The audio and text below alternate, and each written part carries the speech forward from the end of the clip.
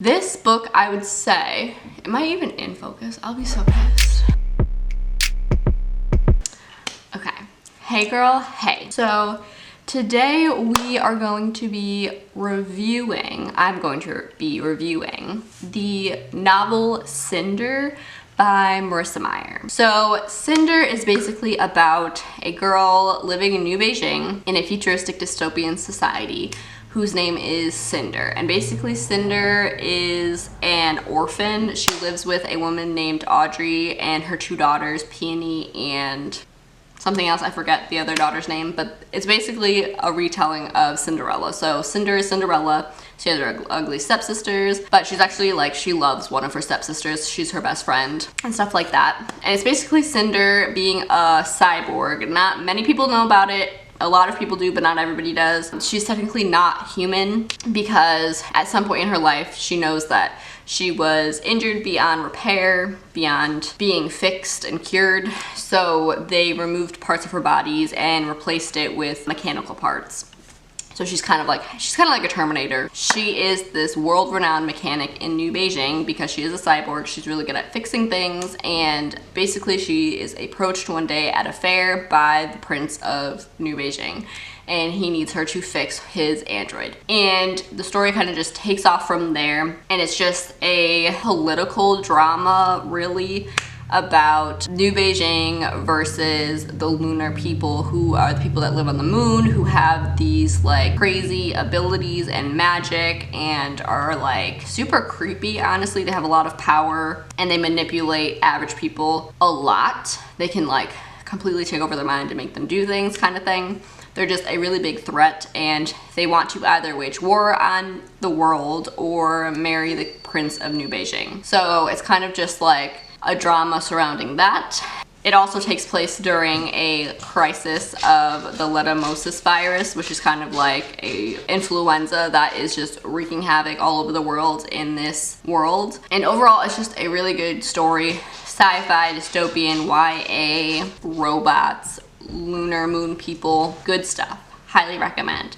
4 out of 5 stars. I have read Cinder previously, I believe in 2016, but I decided to reread it so that I could continue on with the Lunar Chronicles series, which is Cinder, Scarlet, and Crest, and then I believe Fairest. I don't know if that's like an add-on book or if it's, I mean, it's a prequel, so I don't know if it's really a part of the series, if you have to read it, that kind of thing. Today we're talking about Cinder, and this time around I listened to it on audiobook on a script, and it was very, very good. I really enjoyed the audiobook. Overall, I gave it 4 out of 5 stars just because of a few things that I will get into, but overall it was very enjoyable, a really good plot line, really good characters, overall really good. One of my favorite things about the books are actually the characters and the overall atmosphere of the world in New Beijing, in this futuristic dystopian society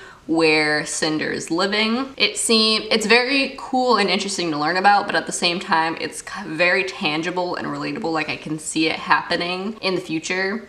It's not like really far-fetched and really hard to get a grasp on. You can very easily see it happening. I also really enjoyed pretty much all of the relationships in this book, whether that be between Cinder and Kai, the prince of the kingdom, or Cinder and her sister Peony. An amazing relationship. I even enjoyed seeing Cinder like interact with her stepmom and that whole relationship. I really loved seeing that. It was very fun to see all of the relationships change and just kind of see like everybody's feelings towards each other throughout the novel. So basically, overall, throughout the book, there is a very large lead up to who Cinder really is, basically, because she's a cyborg. You learn that in the back of the book, you learn that at the beginning of the story. So she does not have a very large chunk of her memory until she was adopted by the family that she has when she was 11. So a lot happened before she can remember. That is kind of odd. She wouldn't, like an average person would be able to remember before they were 11 years old, you know?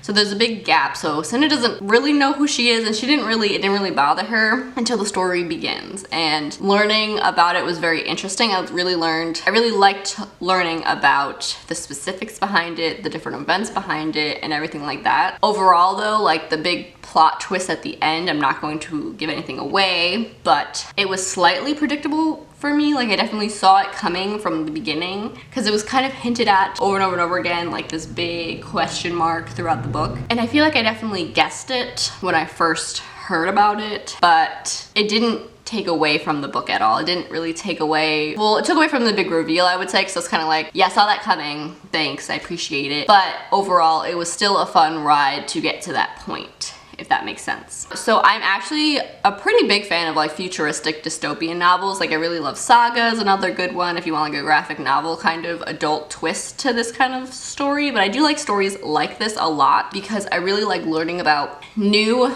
futuristic dystopian worlds that is like super technological, super like magical almost, with the people that live on the moon, the lunar people. But at the same time, I had a lot of fun learning about the nitty-gritty like politics and the overall society, how they treat cyborgs, how they think of cyborgs less than a person, and just the overall technology, how it's used versus how our technology is used. That kind of stuff is really interesting to me. I like looking at a world slightly similar to ours, tangible at least to ours, and comparing it to our actual world now. That's one of my favorite things to do in books. So I feel like this book really did that well. It really built this world and this society seamlessly. This book, I would say, am I even in focus? I'll be so pissed. Okay, so this book I would say is a very, very good YA dystopian in general. I really, really enjoyed it because I feel like it really combined the best parts and my favorite parts of YA dystopia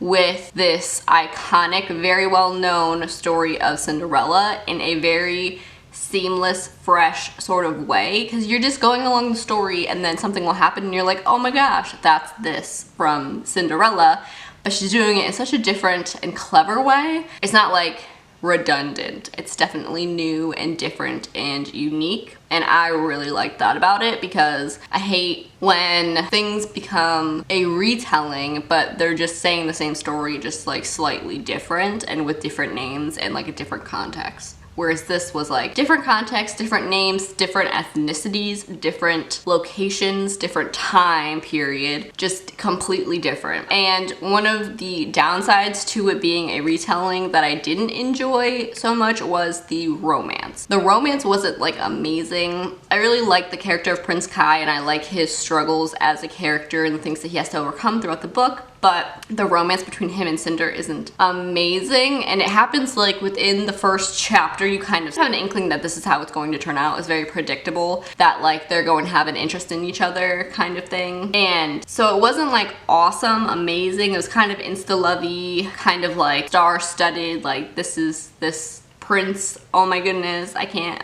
imagine it, blah blah blah, whatever. But I feel like it kind of had to be written that way to stay true to Cinderella, so I forgive it. But it could have been done better. I don't know. I just wasn't a big fan of it. I wasn't feeling it. Not a good vibe. Yeah, so. I also really, really like the aspect of the lunar kingdom, the lunar princess, the lunar queen, all of the lunars and their abilities to be fascinating.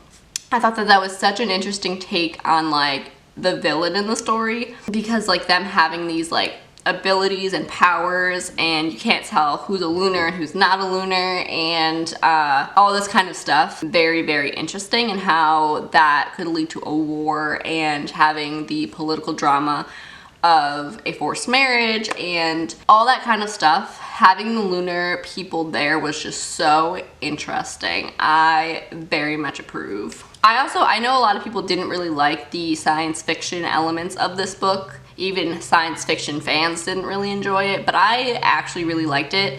And I think that's partly because the scientist, well, he's like a royal scientist in the kingdom of New Beijing. I really enjoyed his character, so I just genuinely ended up enjoying like the science experimenty in the lab sort of scenes with Cinder. So it wasn't really a turn off for me towards the book. It made me love it more, I guess.